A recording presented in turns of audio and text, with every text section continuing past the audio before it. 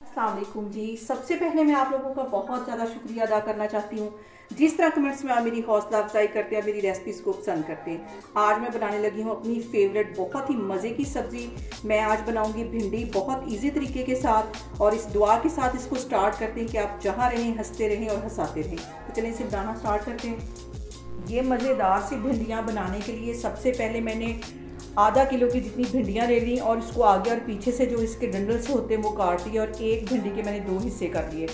और जब ये अच्छी तरह ड्राई हो गई और इसकी जो लेस सी है सारी अच्छी तरह ड्राई हो गई है, अब इसको मैं फ्राई करती हूँ। तो फिर मैं आपको दिखाती हूँ।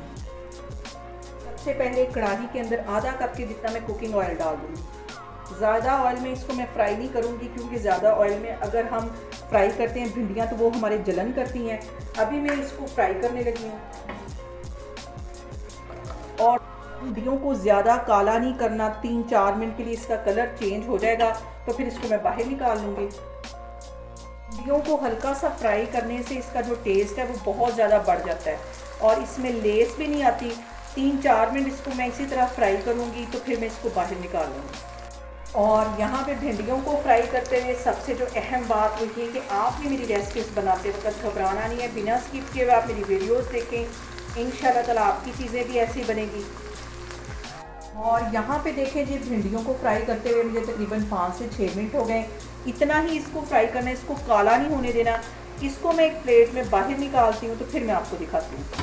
और यहाँ पे मैंने 2 बड़े साइज़ के प्याज ले लिए थे और इसे स्लाइस में बिल्कुल बारीक काट दिया था। अब इसको फ्राई करूँगी 2-3 मिनट के लिए। इसको अच्छी तरह हिला लेना एक दफ़ा।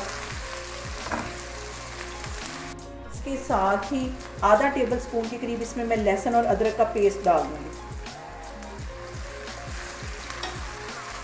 सिर्फ इसको 2 से 3 मिनट के लिए हमने यहाँ पे फ्राई करना है, ताकि जो प्याज का कच्चापन है वो ख़त्म हो जाए। 2 बड़े साइज़ के मैंने टमाटर बिल्कुल बारीक काट दिए थे, ये इसमें चले जाएंगे। अच्छी तरह इसको मिक्स कर लेना है।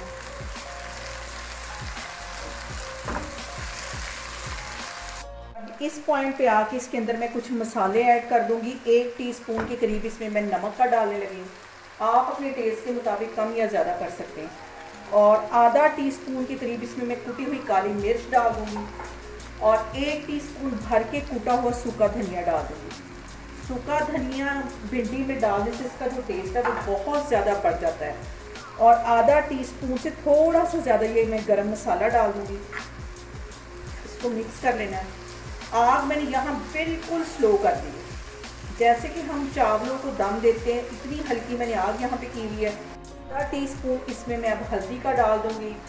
1 टीस्पून के करीब इसमें पिसी हुई रेड मिर्च डाल दूँगी। इसको मिक्स कर लेना है, और भिंडियों का मज़ेदार सा जो मसाला है वो तो हो गया है तैयार। अब इस मसाले के अंदर ये जो मैंने भिंडियाँ फ्राई करके रखी थी ये डाल दूँगी। इसको मिक्स कर लेना है। आग यहाँ पे बिल्कुल स्लो है, हल्की आग, बिल्कुल दम वाली आग है। ये मसाला डालने के बाद इसको मैं 2 से 3 मिनट के लिए ऐसे ही पकाऊंगी, हल्की आग पे, दम वाली आग पे, और इसको कवर नहीं करना। भिंडियों को और करेलों को कभी भी इस पॉइंट पे आके हम कवर नहीं करते, क्योंकि ये पानी छोड़ देती हैं, लेस छोड़ देती हैं। इसको ऐसे ही पकाना है हल्की आग पे। तो मैं आपको 2 से 3 मिनट के बाद दिखाती हूँ। और यहाँ पे देखें जी, भिंडियों को बिल्कुल हल्की आग पे पकते हुए 3 से 4 मिनट हो गए। इसके ऊपर मैंने कवर नहीं दिया। इस पॉइंट पे आके 2 सब्ज़ मिर्चें मैंने बिल्कुल बारीक काट ली थी, ये इसमें चली जाएंगी, ताकि इनका भी मज़ेदार सा फ्लेवर इसके अंदर आए। चूल्हा में यहाँ पे बंद करती हूँ तो मैं आपको डिश आउट करके दिखाती हूँ।